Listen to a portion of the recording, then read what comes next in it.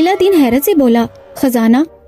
चचा ने कहा, हाँ खजाना, लेकिन उसके लिए तुम्हें मेरे साथ चलना होगा। इलादीन जल्दी ही राजी हो गया और वो दोनों ऊंट पर बैठकर सहरा में चल पड़े। चलते चलते वो पहाड़ों में पहुंच गए। फिर चचा ने इलादीन से कहा, जाओ कुछ लकड़ियां लेकर आओ। वो लकड़ियां लाया, उनसे आग जलाई गई और फिर चचा आग पर कुछ जादू करने लगा। अचानक जमीन लरजने लगी, जमीन फटी और उसमें से एक सफेद पत्थर बाहर आ गया जिस पर एक अंगूठी रखी हुई थी। इलादीन ये सब देखकर घबरा गया और पूछने लगा कि चचा ये सब क्या है, मुझे बहुत डर लग रहा है। चचा ने कहा, घबराओ नहीं, इस पत्थर के नीचे खजाना छुपा हुआ है। वो तुम्हें तब मिलेगा जब तुम वो सब करोगे जो मैं कहूँगा।